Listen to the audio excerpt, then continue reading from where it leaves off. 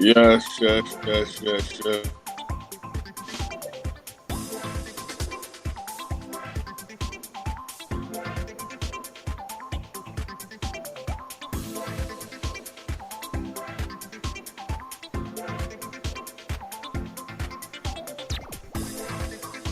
Let's get this show. Let's get this show started. What is going on, my brother? Let me get this beautiful, beautiful, exciting music off of here. Yes, sir. Good afternoon. Hope all is well. Excited to be here. How is things on your end? My brother, Sean Bain. Hey, listen, man. Everything is wonderful, man. Everything is good. I'm really excited about having you on Uncommon, men this evening. I'm real excited because first of all, as I'm going to put this ticker up here, this is our 23rd episode. My partner Dan Putnam, he'll be joining us in just a couple of moments. Keyshawn, he had a major flight delay, and he never flies on Mondays because of the podcast. But he figured because his son's birthday is tomorrow, he could make this business trip, and he was flying home at 3 o'clock in the afternoon. Right. So, he didn't expect a 3 hour delay. And so he's probably just landing and racing to the office so he can join us. But he's excited, man. And I'm just excited, bro. I want everyone to know, man. I tell you, comments are coming in already, man. You're a popular guy, man. I mean, we haven't even been on for 2 minutes yet. I know that about you, and you're really doing some amazing things, and we got some time. We're gonna take our time tonight, Sure. and we love this podcast because, okay, Sean. Before we get into it, here's the deal. Our movement is uncommon, right? And we are focusing on men's empowerment.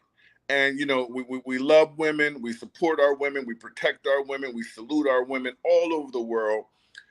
But we just really feel that this is a time when men need to come together and support each other. Yeah, correct. Men's empowerment. When it comes to success, when it comes to having mentors, when it comes to having someone to lean on during the rough times. And the bottom line is what we focus on here at Uncommon is what is it to be successful in 5 major areas we're going to talk about tonight. And we feel like if we interview enough men around the world who are successful in these areas, we will create a tablet, a database of information and content that anybody could go back and look at from now until the end of times and say, man, here's a roadmap to success in the areas where it really, really counts. And so I'm excited about that. And Uncommon is becoming a movement. Keyshawn is becoming a brand. It's bigger than any one company. It's literally a movement that everybody is invited to. And so I want to kind of just start at the beginning. Because I've known you for many, many, many, many years, Correct. I believe, possibly a decade or more. About And just over. and that's an honor, because when the Keyshawn I met was not this Keyshawn right here. It was not this global phenom, master businessman, master entrepreneur, leader, public speaker, but the seed was there. Yeah. I saw the greatness. And so what I want to say is this. Can you give people outside of the great, beautiful country of Trinidad and Tobago some insight on who Keyshawn Bain is? I mean, I'm talking about going back to maybe the childhood, your parents, was it siblings? What sparked entrepreneurship for you? What were some of the things that you remember growing up? The good, the bad, that kind of really put you on a journey. Just some insight into your background, Sure. Who is Keyshawn Bain? Yeah. So good night all. Hope all is well. Before I start, let me just say that Mr. Brown and Mr. Clavon here has been one of the most influential persons in my business networking career. I have to say that the seeds that he's speaking about, I could honestly say that God would have utilized him as the planter to sow some major seeds in my life. So part of the success that my team and I have been able to have, the information, the informed action came from his mouth. So let me just start by as we say, giving honor where honor is due, and all glory to God. But as we know, God uses men, God uses women, and we are the tools, we are the instruments of the creator himself. So I must start by saying that a major part of my success in this space, in this industry, came from Mr. Clavon Browning. And my team is listening in. My team knows I say it all the time. They know that you would have been the person that really broke down the industry to me from a scientific standpoint. And when we say scientific, we mean ABCs, where a child could see it and then sees it. So let me just start by saying that. Hey, man, it's been a great journey. Yes, sir. And I appreciate it 1000%, 100% times 100. Yeah. So I'm Kishon Vane. I'm 33 years of age. I've been a full-time entrepreneur in the space of network marketing or networking for the last 11 plus years, decade plus. And the question you ask, what allowed me to have a curiosity for being an entrepreneur, being a businessman? And today earlier I had some thought about what I'm about to say to persons tonight. And the truth is, in Trinidad and Tobago, I'm from Diego Martin originally, and I'm from what we call the poor ends of Diego Martin. I'm not just coming from the poor ends of that area. I grew up with a single parent. And growing up with a single parent, just today, I remember having a conversation with my mom, asking her not too long ago, Mom, what was the most amount of money you ever earned on a week to week basis? And I was blown because when you listen to the personal development gurus out there, one of the guys I would have listened to was Miles Monroe, and he gave the definition of economy and how you can economize. And he simply said to economize means to take the maximum out of the minimum. And knowing that definition and then hearing the amount of money my mom worked for on a week to week basis, she was practically an economist. No, all right.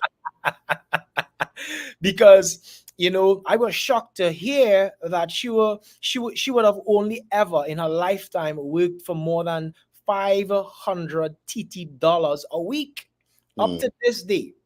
And in US currency, that's an average of 100 US dollars a week. So I came from a background whereby my mom, which was my influence in the household, never earned beyond 100 US dollars a week. And of course, having to live a lifestyle inside of the parameters of her financial situation. There were many instances when, we would have gone shopping, we would have gone to the malls. And I tell persons, I grew accustomed to being rejected while asking for things that a child would ask for, being at the grocery stores, being at the malls. Yeah. And the common rejection was, I can't afford it. The common rejection was, probably not today, probably next week or probably next month when I'm able to really, make that happen for you. Um, uh, Also, what is very distinctive, I must say, is growing up in the area in which I grew up in, my look was distinctive. Because when I look around to the left and I look around to the right, I was the only person looking like me, even in my household. And, the story behind that is, let me just give you the short Yeah. story is my mom, what she did is she cleaned houses for a living, and she would have done odd jobs. And let me just say that I look this way and not like my siblings, because she practically had a job, and I look just like her boss because her boss happens to be my father. if that makes sense. So Yeah. I never really had a relationship directly with my dad because from a, I would say from a cultural standpoint, I would never have been accepted, Mhm. right? So my mom worked for him, and then I am a result of that. Now, coming from the poor sector of society, and then knowing very well that, my dad was a businessman, never meeting him young. A matter of fact, to this day, I only met him 3 times in my entire life. Mhm. But growing up poor, right, or growing up in the poor part of Trinidad and Tobago, and having to see my mom struggle, having to see her become an economist, maximizing the minimum in her income, I always had the desire to understand, to appreciate what was the difference between the poor and the rich. Because Mhm. here it is, my experience told me that, we never had enough. We never had enough finances. And here it is at the back of my mind, I heard at least that my father was a businessman. Mhm. I heard that he had it pretty okay financially. But I never saw the results or the rewards of having him as a father because remember, I only ever saw him 3 times up to this day in my life. So I always had the question and the desire to understand the difference between what is the rich and what is and the poor practically. And I would have done exactly what my mom told me, which is go to school, get good grades, attain a job, Mhm. work my way up the corporate ladder. At least that was the objective. I played professional football in my teens, so I always tell my team the story that I had a promising football career in Trinidad.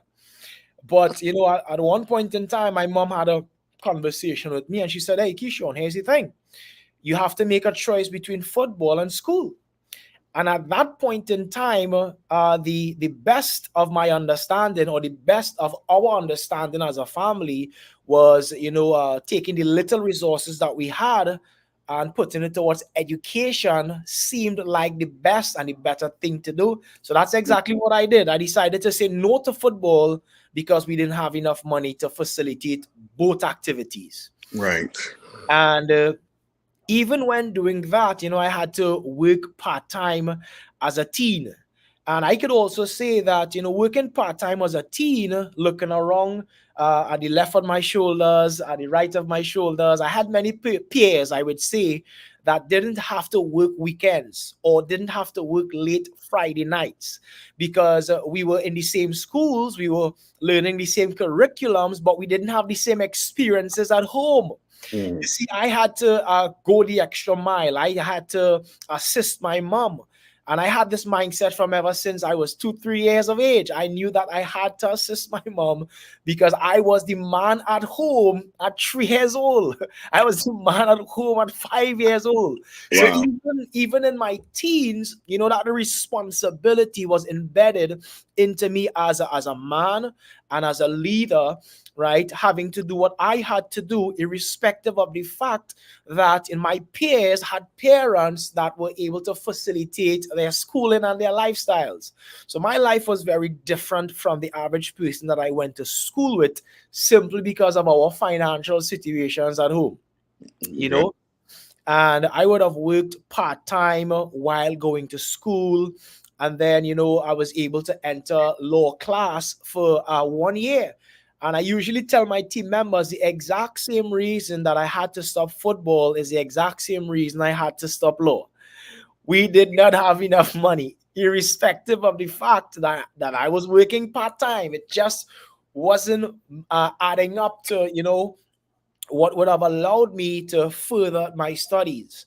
But as God would have it, I was introduced to Rich Dad Poor Dad Mhm. while working part time. And I kid you not, for some strange reason, after reading that book within the first 30 days of internalizing the information in that book, I made a 360-degree turn, like Wow. literally 30 days.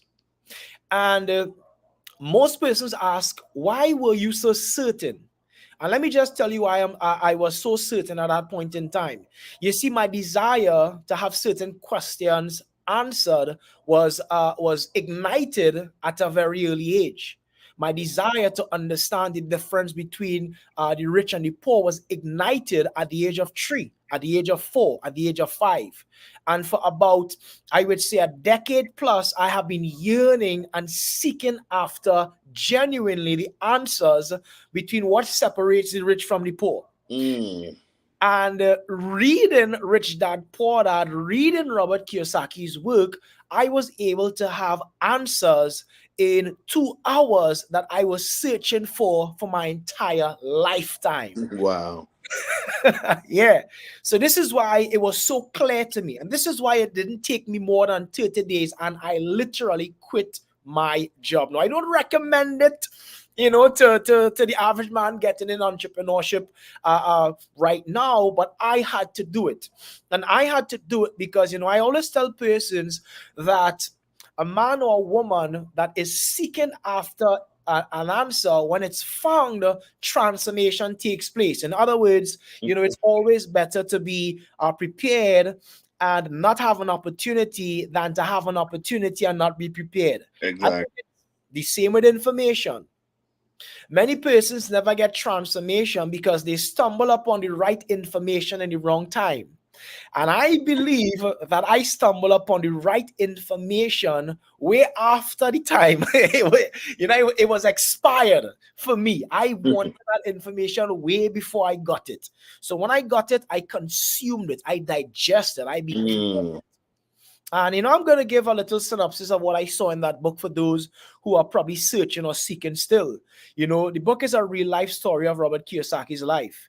And, he always highlights that, he had 2 influences in his life: his real father, biological father, best friend's father. And, the twist in the story is his real father, his biological father, was the minister of education. His father was the person responsible for setting the curriculum of an entire nation, Hawaii. And here it is, you have a PhD qualified, someone that has a massive influence over the minds of a nation. At the end of his life, he died a broke man and he left bills to be paid, highly allocated. And then the guy that taught him about money, his best friend's father, or as he says in the book, Mike's dad. Mike's dad, he dropped out of school in the 8th grade. I speak to people every day and I say, hey, take a look at this. Have you went to secondary school? 99% out of the time, they would have gone to secondary school. I say, here it is.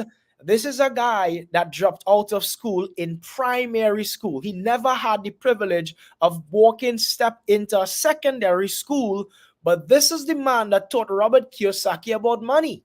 And ultimately, at the end of his life, he became one of the top wealthiest men in the same said country. So look at the contrast. Here it is, you have the PhD, you have the highly qualified, you have the minister of education, dying a broke man, leaving bills to be paid, but you have somebody that never stepped foot in a secondary school becoming one of the wealthiest men in the same said country. And then, of course, Kiyosaki started to highlight the points and the differences between what the rich teach their children that the poor and the middle class can't, because they don't have the information. So that was a turning point for me. Yeah, definitely was a turning point for me. And, I had what we call fuel, right, to the fire, to continue my journey of one, deciding to become a student to the space, deciding to become financially literate because I recognized that I was not. I recognized that I was culturalized. I even like to say colonialized, to be an 8 to 4, 9 to 5 worker. And that book would have been, my unplug moment. I would have been able to unplug from the matrix with that information. And, I made a mental, personal, I even made a decision to God being my witness that I'm going to spend the rest of my life studying success, studying financial literacy, building in the space of network marketing, and giving to those as I receive. Yes. I love it. I love it. I Yeah. love it. You know, Keyshawn, thank you for being so transparent. Yes, sir. open, and something you shared with me or shared with us about the beginning. I just want to go back and ask you, Yeah. growing up, and saying you're looking to your left and looking to your right, whether you're in the community or whether you're in your own household, and really not seeing your direct reflection, not seeing, Yeah. your brother, your family. That listen, did you ever deal with in your adolescence and your youth and like insecurity or identity crisis or Yes. a lack of confidence? And if so, how did you deal with that? Because I see you as a very bold and confident man. So in those days when you were dealing with that, tell me a little bit about that struggle before we move forward. Sure, sure. So, like for example, my mom should always joke about it, and I mean, the entire neighborhood calls me Chinese. So, Mm, like, if you go to my neighborhood and you say, I mean, today they may recognize Kishon Vane, the name Kishon Vane, but if you were to go back into my community, let's say 5 years back, and you ask for Kishon Vane, no one knew who that was. Yeah, what they will say is who? Chinese or the Chinese boy from on the hill. And the reason they would refer to me in that manner, it was because I was the only one with my my image. Look it to the left, look it to the right. And yes, my mom would also call me Chinese and she would joke about it.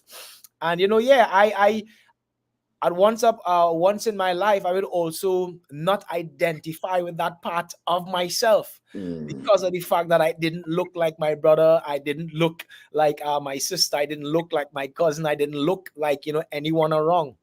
So definitely, I had a lot of challenges in that regard. But I could also say that looking different allowed me to, I would say, put on some extra muscle because I always had to fight extra in my community, at least because I looked different. So I was always a fighter. yeah, yeah, yeah, yeah, I love it. In school, if you ask my mom today, she would say you caused me so much trouble because I would be fighting the most. Yeah, yeah. Well, that's awesome. I mean, it developed wing muscles. And Definitely. and I could remember the many times that I was blessed to come to Trinidad and work and have and work with you. I saw I saw a glow. It was a glow and a strength of character. By the time I met you, I think I you were still searching. Yeah, for You, sure. you definitely had that fire. That flame had been lit, Yeah, but that adversity became your number one weapon correct. because you stood Definitely. out, Yeah. and and I think you begin to use it to your advantage because when you have some differences, when you do stand out and you use it the right way, it kind of can spark some attraction powers. Uh, Yeah. and then when you add confidence and the ability to communicate a message, then you become a lethal weapon for the community. And that's what I was starting to witness. Like, okay, this kid's got the glow, you know. And so, uh, Angels Felix says very inspirational. So this is good. What's up, Scott? Scott is out there saying, yes, yes, you develop those wing muscles. So listen, let's um let's move on and let's talk a little bit about uh the five pillars Yes. that absolutely define the uncommon movement. Um and and we'll kind of dip back and forth into some personal things as well. Sure. But the uncommon movement, first and foremost, is grounded on us having conversations with men from 16 of years of age up Right. about what we define to be success. And the first thing that I think is very important is our health. I think our health is our wealth. I think we're living in a time, Keyshawn, where globally we're dealing with some serious things, man. It's like a chemical warfare against the masses. Yeah. Most of the foods that we eat are genetically modified. Most of the foods that we eat are processed. There's one thing about the Caribbean nations. There's an indigenous quality. I mean, I know you love your KFCs. That KFC in Diego Martin, boy, that thing is historical, legendary. I just stay out there, man. Yeah, so, but outside of the KFCs, I always feel that there's a closeness to more organic agriculture whenever you deal with Caribbean nation, and that's a big time blessing. I Yeah, know here in the States, it's just like everything is processed. Organic, healthy food is very expensive. I believe you are what you eat. And I think that we eat so much genetically modified foods, eventually it starts to have an impact on your own DNA. You yeah, know, um, and so we have uh, a lot of issues. I think most of the diseases that we're dealing with are sparked from some level of constipation in the body, and just too much starch turning into excess sugar, and the diabetes and the high blood pressure, the cardiovascular issues are just through the roof, right? yeah. And so I watch you on social media, and I kind of see that physical fitness is really important to you. I think as it's always been. But tell me about your regimen. What do you do when it pertains? How do you eat? Your family, as it pertains to health and wellness, health and fitness. How important is that for you, your team, your family? What are you doing now? Okay, I mean it's utmost important because the house is the only way we have to live, and when I say the house, I mean the body, right? So we want to maintain the house. Currently, I do a protein and veg diet, high protein, Mm. high veg diet. I cheat, every week, sometimes one day or two, right? As you rightfully said with the KFC, because yeah. I know. Yeah, I do. But definitely, at least 5 to 6 times out of the day, I try to have a high protein diet with veg, and exercise. I exercise every single day. Today I didn't exercise because I was sore from yesterday's activities, and it's not just me; it's our entire community. Shout out to the community. We're called the Billionaire Club, right? And even in our trainings, we couple our personal growth and development to health and wellness. I tell the team that you know we compare success in the networking space to success in our body. And let me just share some of the concepts that we use. When you go into the military, one of the primary objective that they have is taking the civilian out of you before building the army inside of you. And many persons come to our community and they want to learn, but we tell them you have to unlearn before you learn. Mm. And just like health and wellness, we have two things that's also common. We have fat and muscle. And I tell them, listen, fat is the unlearning process. It's about taking the fat out of the body, but then simultaneously building the muscle. And that's how we see it. So we try to extract, the fat out of the body by building the muscle. And similar to that, we tell persons our job is to break the employee out of you in the mind and then Mm. introduce the entrepreneur that lives inside. So Mm. this is like the mindset that we have, the comparative with health and wellness and personal growth and development.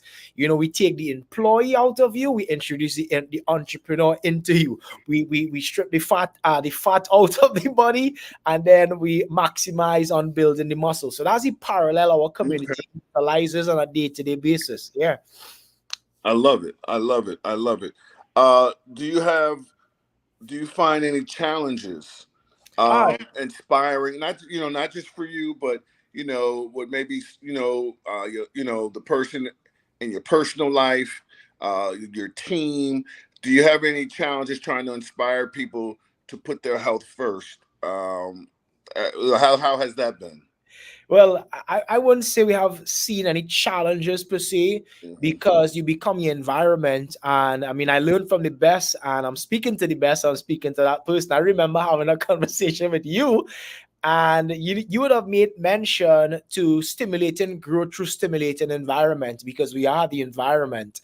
So our team, we try to control the environment to foster, to facilitate you know that common activity of that being a part of who we are. So there's not much challenges in terms of persons, kicking up against it, because once you start association, as we say, association breeds transformation. So from Mm. the association, the transformation itself happens naturally. I'm trying to take notes while I'm listening to you. You dropping the nuggets, boy, and the Trinidad Army is on here listening. They listen to the master tonight, boy. They hear and they showing a lot of love. And so, okay, I love it. I love it. I think that was good. And so I want to move on to the second pillar Yeah. of the uncommon movement. And I want everyone to get this: man, woman, child. This is where the revolution really begins, because in many households and communities and many churches, health and wellness is prominent conversation. There's a shift happening. The world is becoming more spiritual, more health conscious. But this financial literacy conversation, Hmm. Sean, is where I have a lot of passion, and it's been, Yeah. and you know that this has been really the fuel for our network marketing exploits, our entrepreneurial desires. And here's how I see it, brother. At the end of the day, you know, I think we got to continue waking people up to let them know what real freedom is. Correct. And freedom is not just spiritual. It's not just mindset. It's not just psychological stability and beautiful relationships. All those things are real success and real freedom. But I believe we have to continue to impress on the people's minds that poverty and lack is not a birthright. Our birthright is abundance, it's wealth, it's dominion. And this thing about financial literacy, specifically residual income, Hmm. is the conversation for the day. And I want to know how you feel about that, because, you know, what I share when we speak on this around the world is a concept that we all have residual bills. And I would ask a person, man, how do you pay residual bills with an hourly wage? It's insanity. It doesn't work. Okay. Correct. So the thing is, you want to create enough residual income to pay those residual bills. And then you can experience that first phase of freedom. Yeah. Freedom, time, right? And I think that's something we don't get back. I know it's something we don't get back. And let's talk about this, man, because at the end of the day, most people know it, but I don't think they have the courage to take a journey of the unknown and fight through whatever it takes to build something that's going to pay them when they're not working. Yeah. Yeah. And so, talk to me about financial literacy. I mean, we talked about Rich Dad, Poor Dad, I know, but maybe a different angle of just what it means to you, Sure. your family, and why you're working so hard. Talk to me about financial literacy and specifically residual income. Definitely. I remember when connecting with you for the first time, as you were, you introduced me to the science of getting rich, right? Oh, And Wallace D. Waddles. yeah, I can remember you saying right now, in like I can hear you. No matter what would be said in the praise of poverty, the fact remains that you can never live a fulfilled life without having money to get those things with. Like I can hear that in the back of my mind right And you know now. the amazing thing, I remember us having that conversation now, and this is so many years ago. But wouldn't you agree you can only have that bold conversation with someone who's ready? Correct. Correct. Because you can insult the wrong person Exactly. if they're not mentally ready to receive that and be activated. Yeah. Yes, that changed my life, and wow, absolutely. Go ahead, brother. Go So ahead. yeah, that was definitely the seed that did it for me, because after we had that conversation, that was enough equipment or ammunition that allowed me to connect with, at that point in time, something called the Black Caucus movement in Trinidad. And what I would have done is I would have practically just copied and pasted the conversation that you had with me to them, and the copy and paste in that information allowed me to be the head of the youth arm in that space. Wow. Now, that allowed me to have, access to persons who had, success in their regard. And I remember hearing one thing that still stands out to me.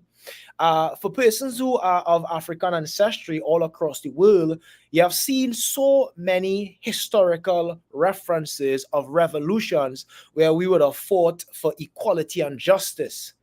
Mm, But when would we ever ignite or start a financial revolution? mm, Because if you have finances at your side, you don't need to have or fight for equality, you would have it. I remember listening to mm. Reverend Ike, and he said, "Listen, I don't stand for white power, I don't stand for black power, I stand for green Green power. power. Because if you have enough of it, you can make decisions and choices." And this is why we fight so hard to firstly bring financial literacy into the community so that persons could understand, they could have what they desire today. They could have what they desire now, not in the sweet by and by, but they have the power to create anything that they desire now. But the only way to get access to that is by creating a system where you can Mm, save yourself time, effort, energy, and money. And as you rightfully say, your system has to allow you a flow, a consistent flow, a residue of income that mm, will flow long after you built something.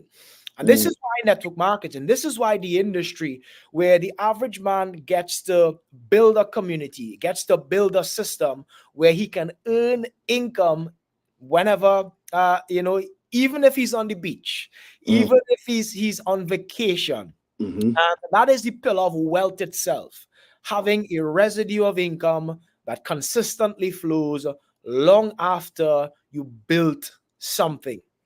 Yes.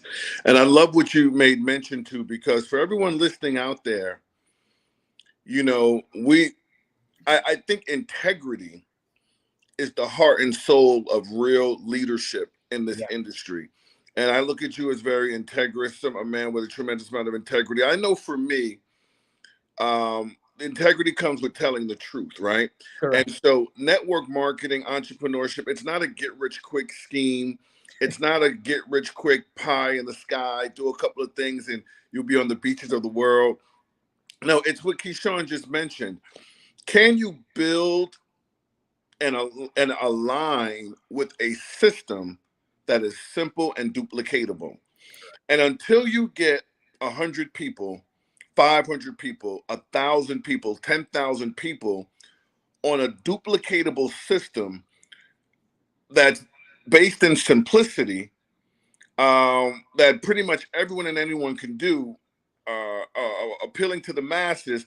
Once you get that rolling, then you will experience, that freedom of residual income. And no, and it won't happen before that. Okay, Correct. you may get financial relief. So this industry is really that phase of financial relief, which you may find through retail aspirations. You may find financial relief by building small teams and trial and error and going through the pain and being refined through all the pressure. But that financial freedom comes from a person who has really maximized their personal growth and development, their leadership skills, which is what I want to talk about next, and really built that system and made people believe. Correct. Um, I wanna take that as a segue into this third pillar, because there's a gentleman on here watching us who I look up to. His name is Wally, Hakeem, and he left a comment, and he's one of my great mentors. Awesome. And it's so nice to have him on here. And he eats and breathes and sleeps and walks and talks personal growth and development. And he pulled me to the side when I was in my teens, and he introduced me to Napoleon Hill, and and that changed my life.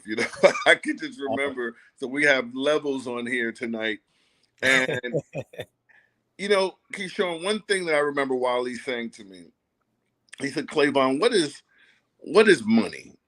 Mm, And I remember, kind of like dancing around it. And he said, "Well, no, well, what does money represent?" And I danced around it, and he said, "Well, let's get right to it." He said, "Money represents value." correct. He said, money as a standalone, we were just talking about like currency, paper, it's just processed from a tree with ink on it. It's nothing as it stands alone, but it represents something. So now you look around your house, everyone, and everything you see has a monetary representation, a value assigned to it. Correct. And so he said to me, he said, "Well, here's the deal. You don't have to outwork everyone to make money. You simply have to increase your value because Wow. money represents value." Yeah. And the day that hit me, we have those moments, right? Those paradigm shifting moments. The day I realized that money represents value, and if I want more money, I simply have to increase my value Correct. and then bring more value to the community, to the market, become more valuable and bring more value. And when I became obsessed with that, my income increased every single year, Yeah. you know?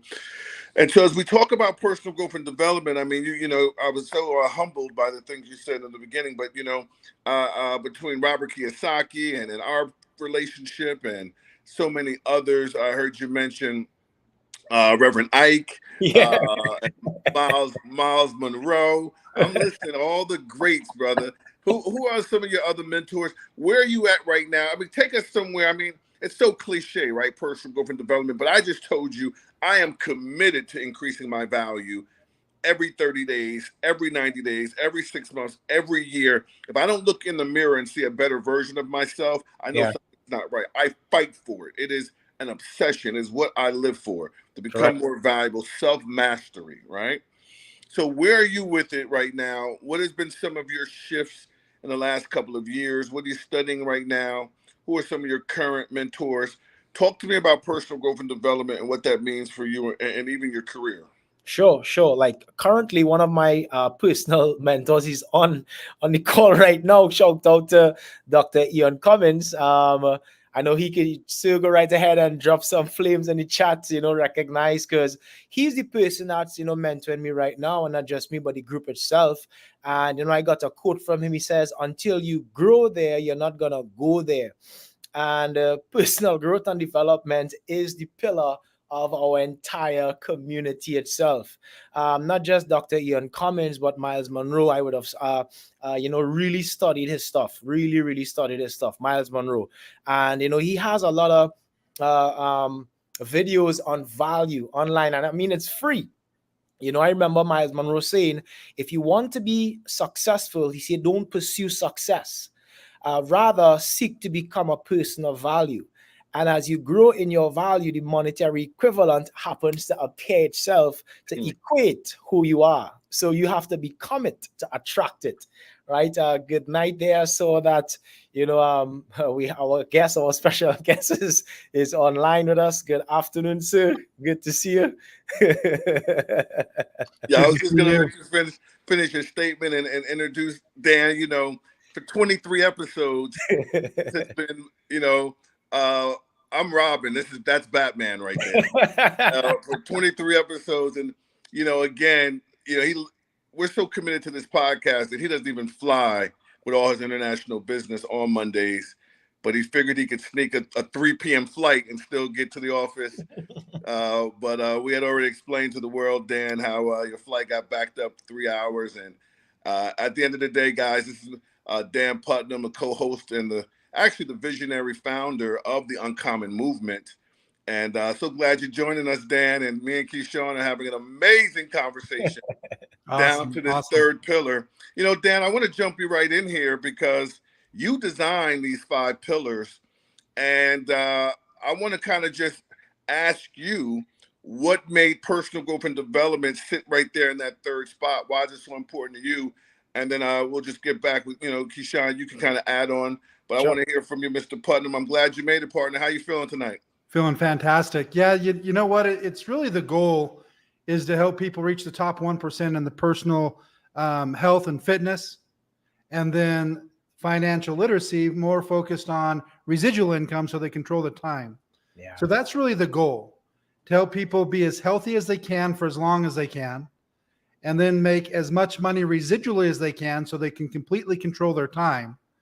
Now, in order to achieve that goal, most people have to develop as a person. They have to understand how this whole thing works. Correct. So that's where personal development and accountability come in.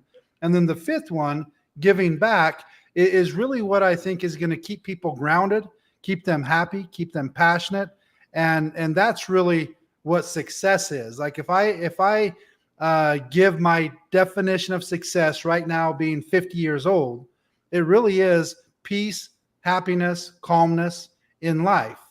Now, if you asked me when I was 20 or 30, then success would have been more determined by, money and objects and things like that. But it didn't take that long before I realized that at the end of the day, a car is a car.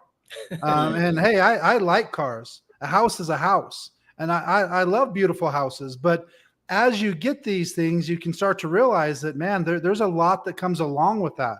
A lot of maintenance, a lot of upkeep, a lot of other things that sometimes they start to become a hassle. And so many people that I know that have made tens of millions, hundreds of millions of dollars, after a while, they start to downsize a little bit because of how much work and upkeep and expense that you're constantly putting out. And so I've just really thought about it over the last maybe 7-8 years and thought, you know what? Success really is being happy with who you are, where you are, being at peace, being calm. And one of the things that I've noticed is giving back pretty much always, brings everything together. I've got to the point that I'd much rather, give away a car, something that somebody worked their butt off for that they earned, than to buy one for myself or give away a trip or something like that. Once you experience all this stuff, I'm going to tell you, it's awesome. It's definitely worth doing. But once you do it, I don't know if you just kind of start to take it for granted or whatever, but it becomes a point that, it just, an object is an object. But when some people have never experienced it, when they've never had it, that feeling of wanting to let them experience it is what I think brings a lot of that happiness. But the whole concept of personal growth and development is, you guys were going back and forth and hitting it perfectly. But it's really about having the mentors that have done it, having the belief that you can do it, continually moving forward. Because here's what I've noticed: the times in my life that I thought everything was going incredible, business is booming, personal relationships, everything is perfect, you take your foot off the gas just a little bit, and then all of a sudden things start to unravel. And you start to think, man, what in the world's going on here? Everything was going so good. But I've just noticed that in 2020, 2021, 23, 24, as we move forward, things don't slow down. So if you're not moving forward and continually progressing, you actually start moving backwards. But I really think several things. I mean, the entire purpose of this podcast is just because I know for 100% fact that success is a process. And as we've interviewed these uncommon men and these people who have become successful, we've noticed that they have much more in common than not. And I guarantee you, if we interviewed unsuccessful people, we'd see that they have also many things in common that are keeping them where they're at. And so I love the thing. I've heard it many times, but it just really makes me think. And that's that whole concept that everybody should have a goal to become a millionaire, not for the money, but for the type of person that you have to become in order to be worth $1 million. And that's worth more than the money. Correct. I remember when I was young, a lot of times on Sunday nights, my parents would go for a drive and drive the kids around. And we'd normally go to the nicer neighborhoods and just kind of see all these houses.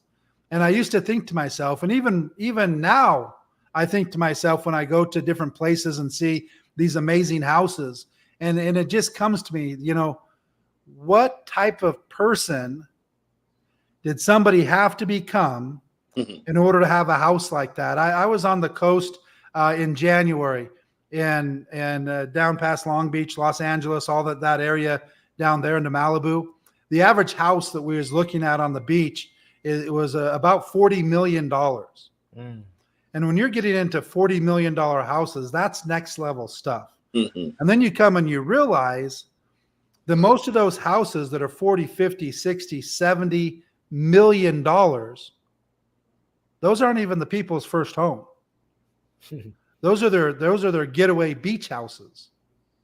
And so I think to myself, what type of person do you have to become in order to be able to make those decisions? And here's another thing why I'm so passionate about this movement. You have to think about this. We're in 2024.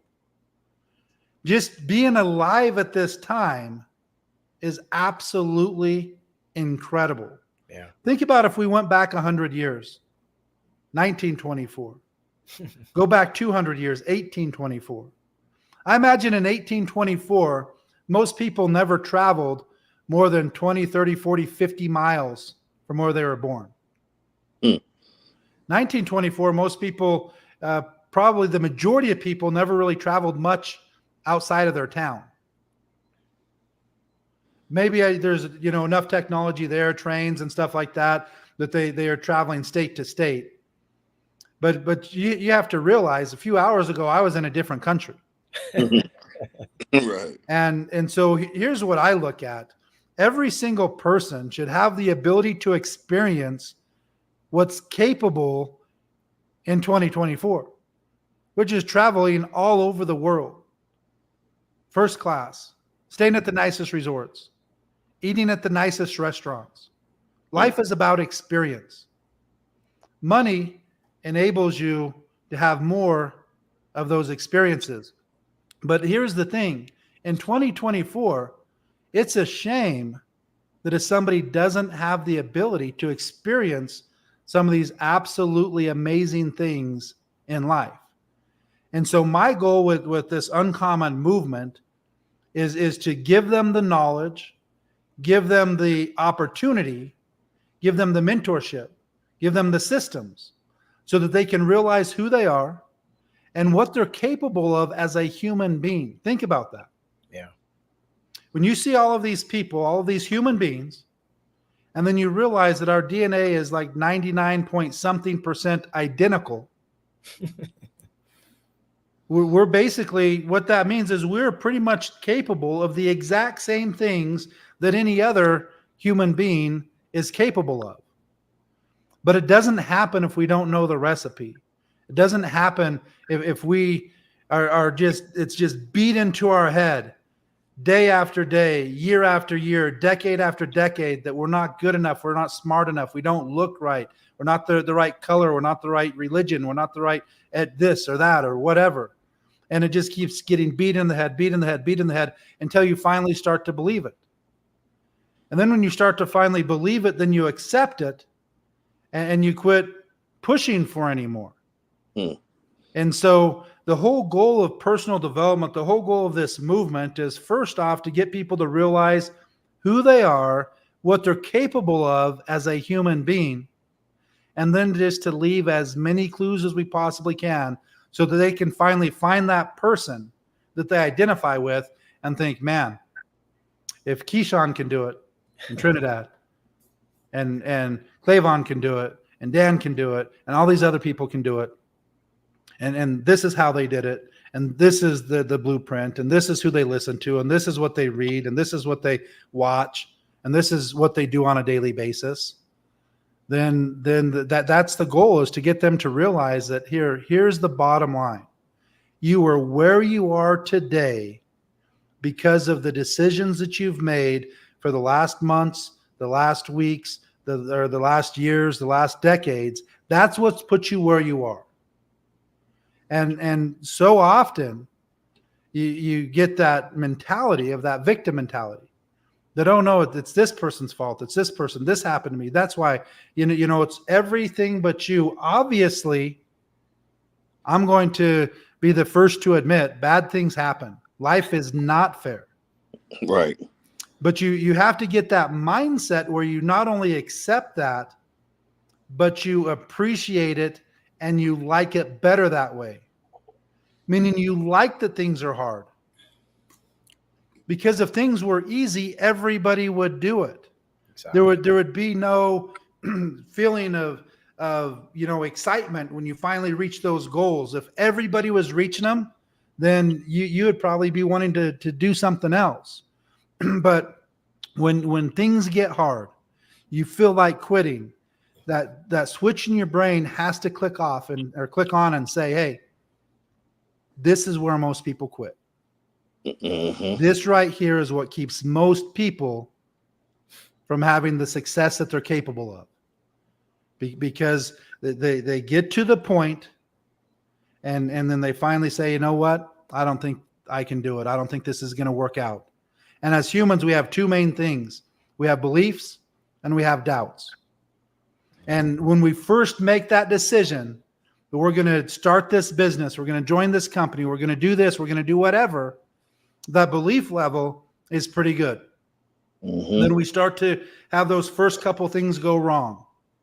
And then those doubts start to creep in a little bit, another one. And then where the failure happens is when that goes all the way around and you start believing your doubts mm-hmm. and doubting your beliefs. That's when you lose in this game. Yeah. And that's so the perfect segue.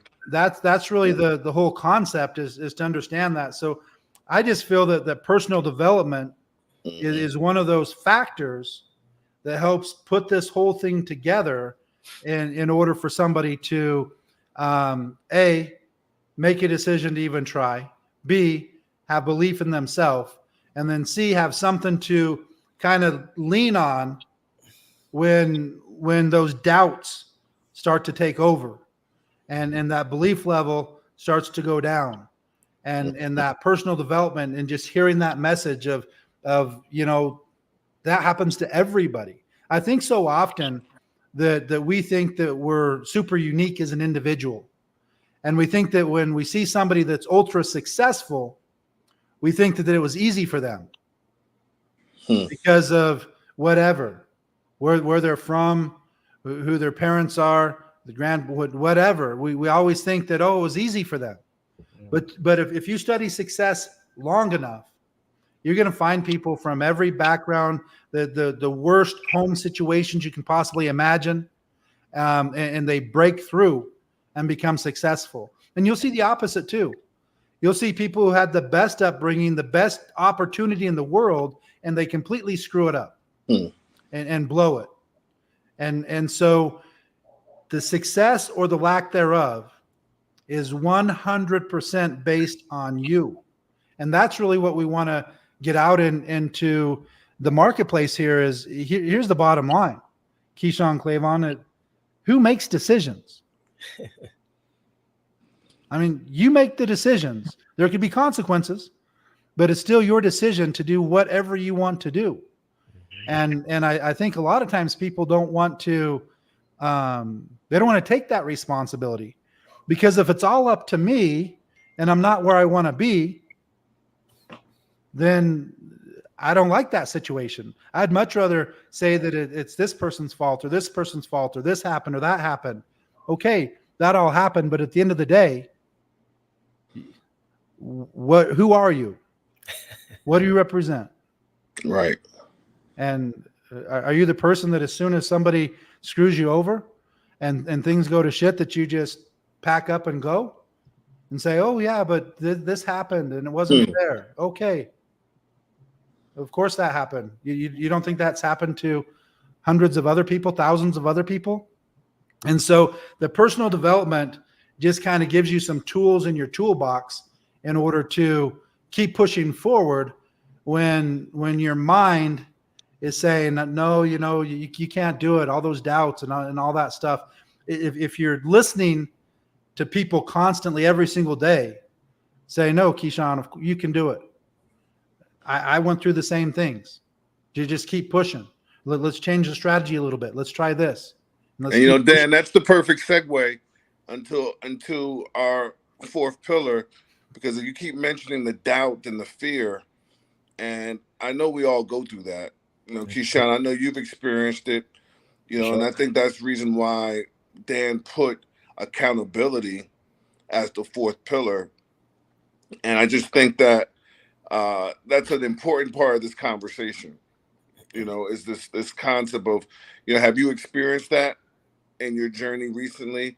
That's something, it takes a tremendous amount of transparency and vulnerability to talk about doubt and fear at this stage of our careers. But I want to just ask you, and then I'm going to pass it back to Dan, about the need for accountability, not just you holding your team accountable as a part of your business principles, but do you have mentors? Do you have accountability systems that you align yourself with? And can you talk about accountability and what that means as it pertains to what Dan's talking about? Doubt Definitely. and fear. Definitely. I mean, I could say for certain that my team who is listening, they know within the last 3 years we had some challenges, and we definitely had to be accountable to each other, our brother's keeper in that regard. And it's while facing fear. I mean, we were taught that courage is not the absence of fear while you act.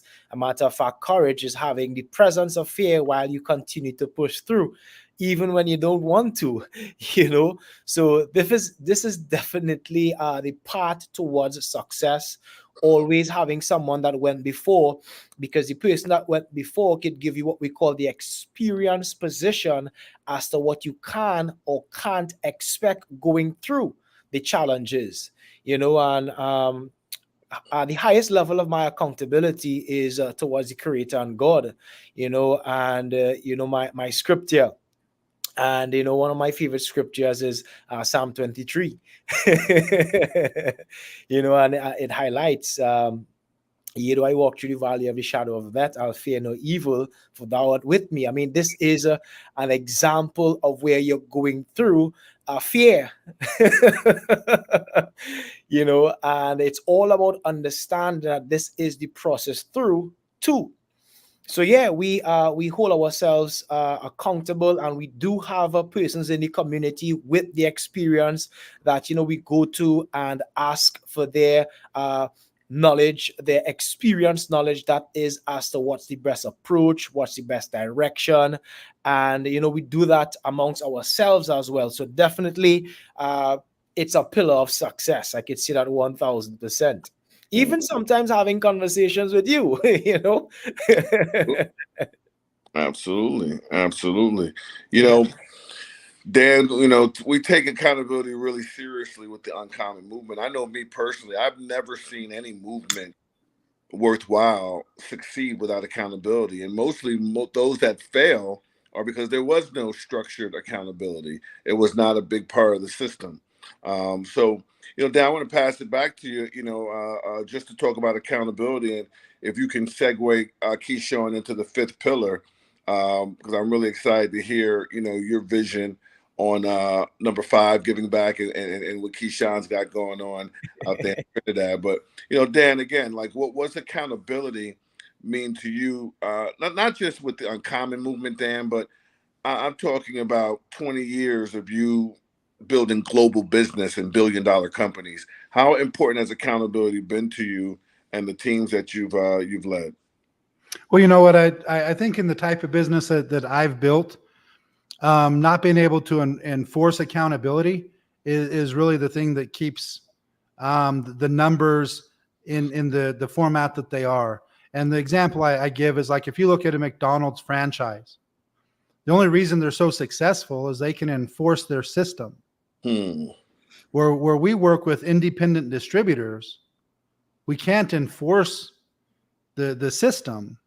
And so there's no way to have the type of success that you could, because here's what I can tell you. I know without a doubt, I have 100% success rate system. No question. Nobody will ever fail. But most fail because I can't enforce it. I can't do anything to them. And so the only thing that I have is the accountability. And so I've had to learn some basic techniques to get something to hold them accountable to. Because if I have nothing to hold them accountable to, then there really is no accountability. And here's the bottom line. Most people have no self-respect. Mm. So most people are completely fine with lying to themselves over and over and over. They may not lie to others. They may be an honest person. They may think that they have integrity, but the integrity starts with yourself. And so you kind of have to look at that. You know, if there's somebody who's always lying to you, who's never doing what they say, their word means nothing. They have no responsibility. They're full of excuses. Is that a person that you would like? Is that a person that you would want on your team? And most people would say, no. If somebody's constantly disrespecting me, lying to me, never holding their word, that's not somebody I would want to partner with or work with. But yet that's the definition of our relationship with ourself in most cases. So accountability starts with yourself, but because for whatever reason, and I'm as guilty of this as anybody. I always am like, okay, I'm going to start on Monday. I'm going to start on Monday. I'm going to start on Monday or whatever, in all different things. I lie to myself way more than I would ever. I do things to myself that I would never think about doing to somebody else. So because just with human nature, we kind of don't hold our word to ourselves. Having that accountability partner a lot of times is needed, because we would let ourselves down 100 times before we would let somebody else down. And so that's why when somebody decides that they're going to get in shape and they get a couple gym partners, and it just depends on who's the strongest one, because if you know that somebody's going to be there, you're probably going to be there, because you don't want to be hearing like, Clavon, what happened this morning? I was there. You didn't show up. But in your mind, you're thinking, you know what? I haven't heard from Dan. He's probably not going, so I'm not going to go. Meaning if you're expecting that text, hey, Clavon, you going to the gym? Everybody's looking for that first excuse to be able to opt out and to be let off the hook. And so having those accountability partners is necessary if you're truly serious about success and serious about reaching your goals. And the reason it's so important is we've already proven that we're not accountable to ourselves in most cases. That's why, like, if you look at the top 1% in health and fitness and top 1% in incomes in the world, it's not very good. You don't have to be very good to get in the top 1%. That's a bad thing. Like when we talk about where we really want people to get, that's more like the top 100th of 1%. That's not the top 1%. And so if everybody was self-accountable and everybody had self-respect and things like that, it wouldn't be that way. Way more people would be getting to where people think success lies. And so I think accountability is key. Clavon, you've said it a couple times that I think was a perfect example. If you look at the U.S. military or any of the militaries around the world, they have very strict accountability in everything they do. And just think if they didn't, how things would run. Right. If you have anything that it has to be run like perfectly or somebody dies, accountability is at the utmost importance. You have to be able to count on that person to do what he says he's going to do. He has to be where he says he's going to be. He has to be paying attention. And if he's not, people die. And Dan, you notice, you just sparked my mind back with that analogy. You notice that those systems, the team members love each other way more than any other fabric of humanity. Like two men sharing a bunker where the accountability is life or death. They love each other forever, so Yeah. deeply, even after the war. Like that camaraderie that those soldiers have. I'm now thinking it's based on dependability, the dependability that you have with another human being that's grounded in accountability. Well, I can tell you it's the same way in business, though. You Mm, know, we're not talking about life or death like the life, but we are talking about life or death of the business, success or failure. right. So you can put it either way. You help somebody succeed in business that's never succeeded before. You help them make that first 100,000 a year, then 100,000 a month, then That's true. 100,000 a week. That person has basically been in the bunker with you. Right. And that person probably is that almost that similar type of relationship because they know they can count on you. They know you're going to do what you say you're going to do and all of those things. We're not in a bunker, trying not to get killed, kill or be killed, not that type of a thing. But when you look at the business, success or fail, there's I think almost everybody can go down and narrow it down to the person that cared enough about them to keep them from failing. Because I guarantee you, throughout my businesses, there was hundreds of times that I felt like quitting. And the first times I kind of had somebody else push me and keep me going. Yeah. Because there was a while before I was pushing myself and getting that mindset, like I said, that, hey, go ahead and make it harder. Make it take longer. Make me have to have more contacts. Push harder. I don't care. Because I understand that you want things to be hard if you're going to go to the next level and become successful. And the reason why is that's the type of person that you have to become that can do hard things. Mm-hmm. And there's not a lot of people that can. Some people talk a good game, but as soon as I hear so many times, and just talking about my business, not mentioning any names, but so and so, I have all these leaders and they quit because customer service was rude. Mm-hmm. And I feel like saying, are you freaking kidding me? What's your definition of leader? Because it's not the same as mine. Your leaders quit because customer service was rude or because an order got shipped wrong. Your leaders quit because of that. And then I want to take it to the next level. You want to know why your income is what it is? Because those are the people that you think are leaders. Right. Leaders don't quit because customer service is rude. Leaders don't quit because an order is shipped wrong. Leaders don't quit. Period. And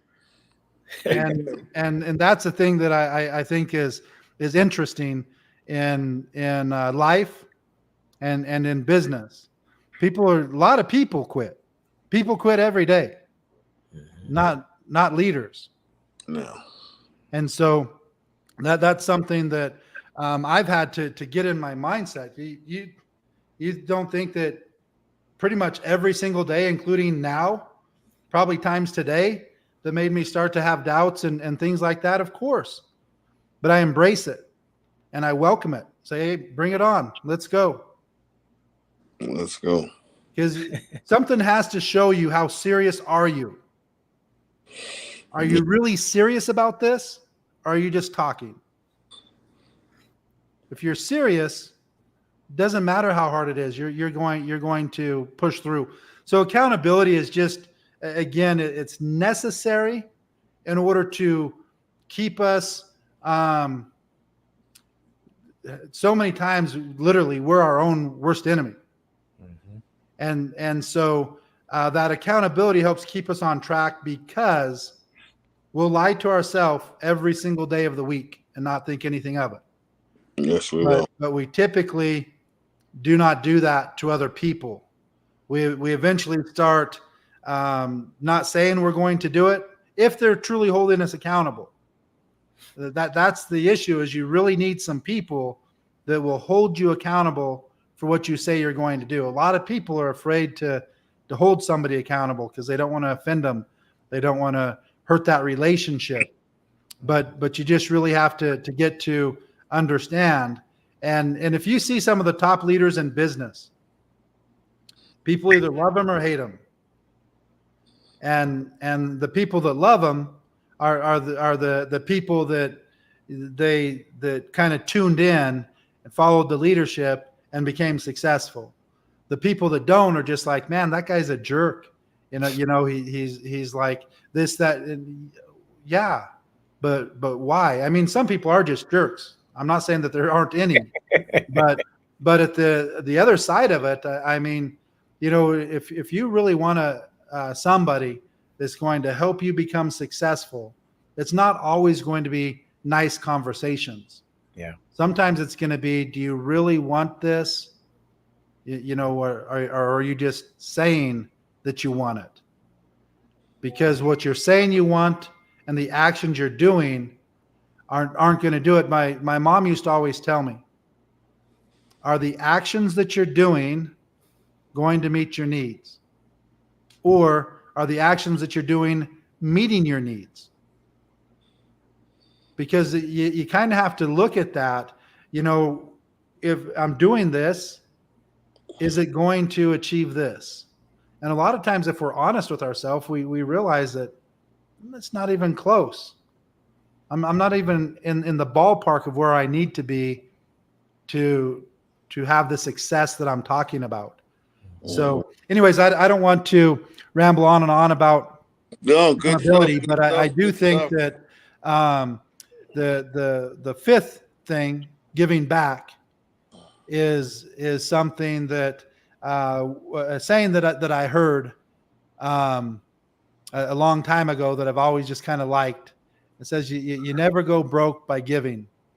And a lot of times people think that you give all this money and you're going to run out of money, but I don't think that happens very often. I think the world has a unique way of things working out for good people. And I don't know exactly, if that's 100% true, but I believe it. And I think that it's not only giving money. It's just like Keyshawn's giving his time right here, his knowledge, and those types of things. That's giving back. Our most valuable asset, more valuable than money, is time.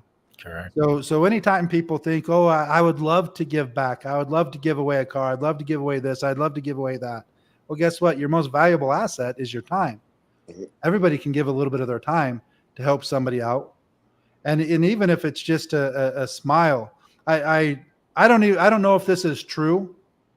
A lot of times, how do you validate these things?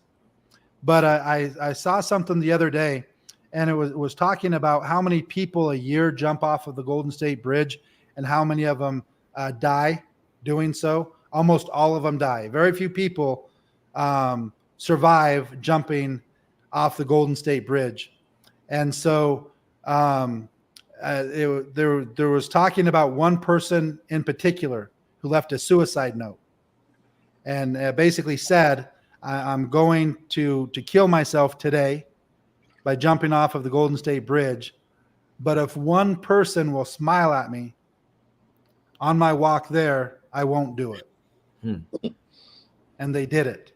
Again, I don't know if that's true, but it's a story. I'm assuming that, they're telling the truth. But think about that.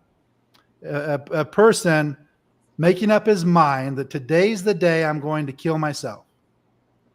But all it's going to take is for one person to smile at me and I won't do it. I don't know how far he walked, but I've been to the Golden State Bridge. It's not in a neighborhood. You're walking a little ways to get onto that bridge.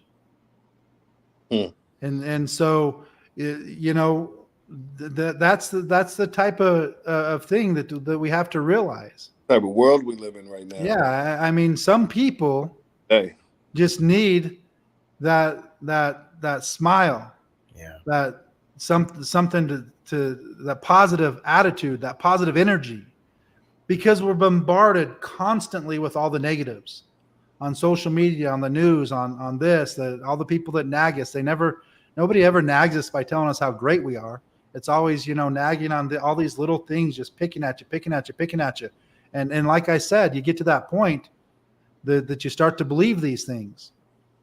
And so I thought that it was interesting that when you really focus on just being a good person, you can make a difference. And that's kind of what that whole giving back Giving is. back. It's not just money. It's not just time. It's just be nice.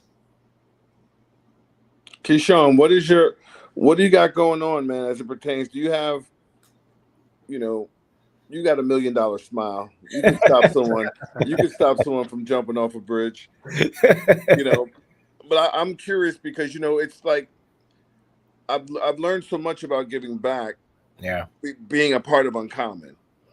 You know, I had a chance to go to a corporate celebration that Mr. Dan Putnam right here was hosting, him and his family, and we were out in Mexico. And on the last day, maybe the second to last day, uh, there was about 100 folks. It was a VIP experience. Some top leaders from around the world flew in, and I watched Dan orchestrate this community giveaway. Where there was like book bags and pens and pencils and notebooks and even like shoes and T-shirts and back to school things, and went and gave away hundreds of these packages to the youth throughout Mexico. And I was just like, wow, what I mean? What a big vision, a big heart, to do that while we're out here celebrating. And then, there was some times that, we would get together and I'd watch, Dan and say, this is what we're going to do as an Uncommon movement. Whatever the bill is, we're going to match that with our tips. Yeah. I mean, so big visions, maybe a small big vision of empowering just that waitress or waiter to change their life for the day, put a smile on their face, and then you start thinking about. I know I don't want to steal Dan's thunder, but what is it, Dan? The one-on-one thing where it's like leave every person a better, and you leave every person better. He'll break Yeah. it down, but like if you go out of your way to bless every person, that's one thing, but then it also is a blessing for you. So I'm just asking you, Keyshawn, because you can give back by just your personality and character, but Yeah. then you can also have systems of giving back that maybe you have your team follow exercises you do for the community, for the youth. What does it mean to you? What have you been doing? If you'd like to share as it Sure. pertains to giving back. Immediately upon thinking about giving back, I always remember Andrew Carnegie. And I remember reading about his first letter to self. He said, in the first half of my life, I'm going to accumulate as much money as possible. And in the second half of my life, I'm going to give it all away. Right. And not only did he give back the physical monetary equivalent that he amassed, but he was the person that planted the seed for so many of us in the form of Napoleon's Hill, Think and Grow Rich. And we go around the community literally in Trinidad and Tobago, and we tell persons, listen, you look at persons who can help you multiply the amount of money in your hand, but are you aware that it has to start with the amount of information in your head?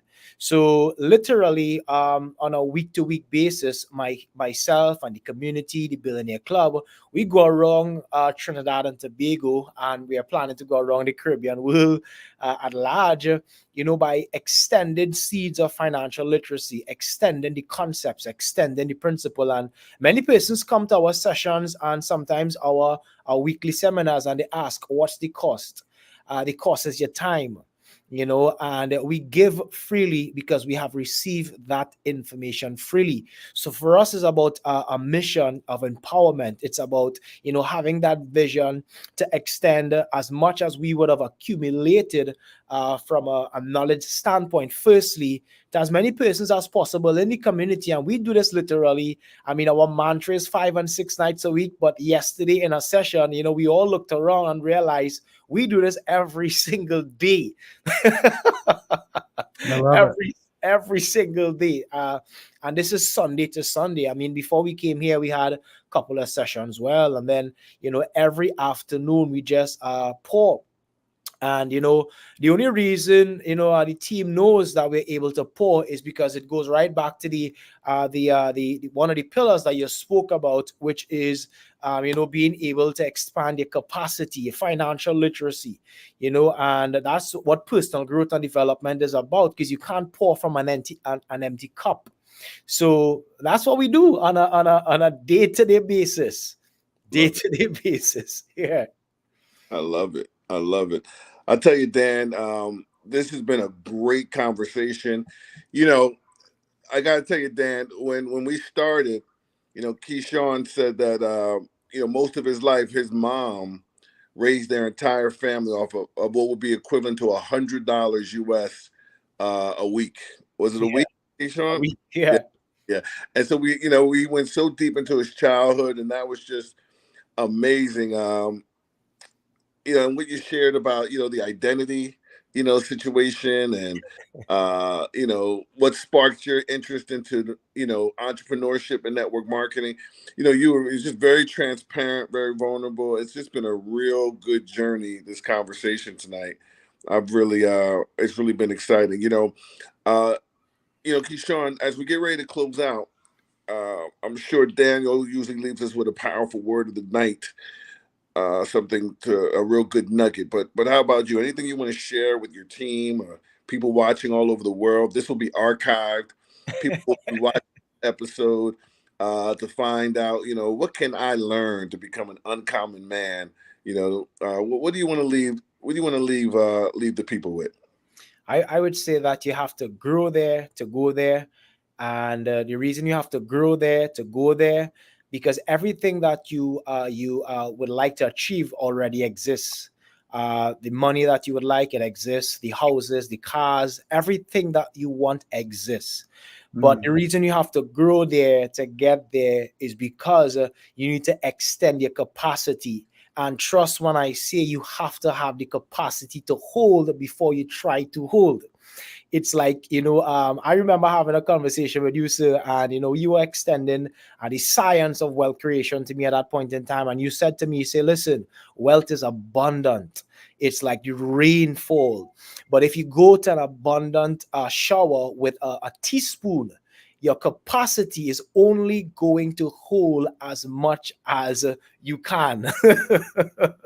So the reason you have to grow to get there, or the reason you have to grow to go there, is because everything that you want out of life is already there, just waited. And it's waiting on you to grow your capacity to hold what life already has to offer. So grow there to go there. I love it. I love it. I love it. Hey, listen, Dan, before you close us out with some nuggets of wisdom, guys, I just want you to know we're taking this movement very seriously. We're talking to men from all over the world.